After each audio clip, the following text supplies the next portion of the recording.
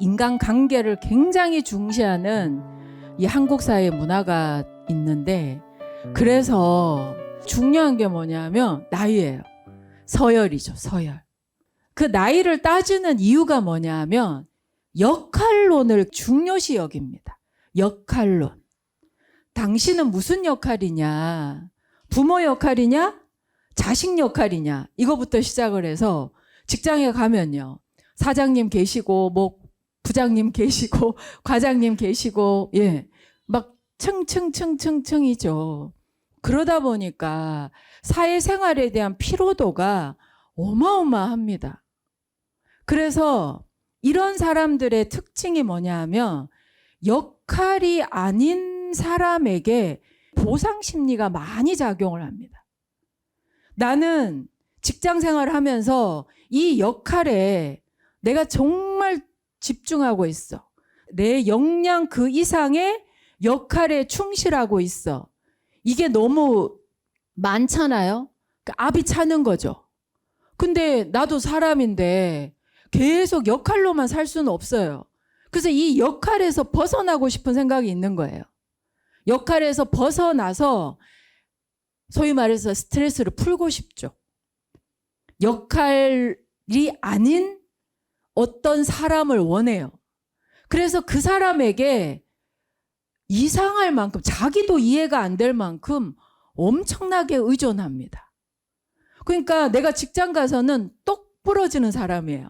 윗사람한테 잘하고 아랫사람 잘 챙기고 역할을 너무너무 잘하는 거예요. 근데 그 사람도 스트레스는 엄청 받아요. 이걸 풀고 싶은 거예요. 내가 이렇게 충실한 거에 대해서 보상을 받고 싶은 거죠.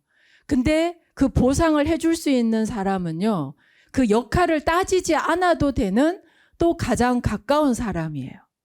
그게 연인일 수도 있고 또 가족일 수도 있겠죠. 그 사람한테는 어때요? 내가 생각해도 이해가 안 될 정도로 엄청나게 의존적인 사람이 돼요. 안주하고 싶고 기대고 싶고 에너지를 다 풀고 싶고. 대부분의 많은 사람들이 여기서는 역할 충실, 저기 가서는 보상 받아야 되고 풀어야 되고, 그래서 막 너무 바빠요. 여기서 풀고 저기 가서 책임을 다하느라고. 역할이 또 많으면 많을수록 어때요? 더 힘든 거죠. 워킹맘이라고 하죠. 직장 가서는 직장인 역할을 해야 돼. 집에 와서는요, 엄마 역할 해야 돼. 시댁 가면요, 며느리 역할 해야 돼. 친정 가면요, 딸 역할 해야 돼. 정말 역할이 많은 거예요. 그래서 어느 날 너무 힘들어서 도대체 나는 뭔가, 왜 나한테만 이 역할이 이렇게 많이 주어졌을까? 내가 만만한가? 만만해서 그런 거 아닙니다. 그건 여러분들이 그만큼 책임을 다하고자 하는 그 마음을 내기 때문에 그렇습니다. 그 책임감에 역할이 계속 주어지게 되는 거죠. 그렇다고 해서 그러면 나는 아무 역할도 안 맡을 거야 하고 나는 어떤 것도 책임지고 싶지 않아 그러면 사회생활을 할 수가 없죠. 그래서 제가 제안을 합니다. 어떤 역할을 맡고 있지 않아도 자식이 자신을 소중하게 여겨주셨으면 좋겠습니다. 역할을 맡아서 그 역할을 잘 해야만이 내가 소중한 존재는 아닙니다.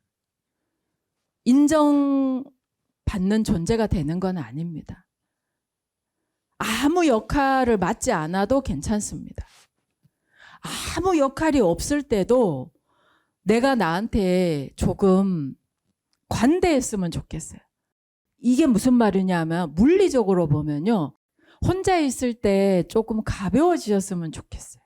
혼자 있을 때도 일단 그렇게 주문을 걸어주세요. 아무 역할이 없어도 나는 소중하다. 이건 말을 하셔야 돼요. 자, 따라서 합니다. 아무 역할이 없어도 나는 소중하다. 네. 역할을 맡았을 때도 맡지 않았을 때도 오롯이 자기 자신으로 존재할 수 있을 거란 생각이 듭니다. 예. 책임을 다하려고 노력하는 우리 질문하신 분에게 제가 정말로 진심으로 축복과 사랑을 보냅니다.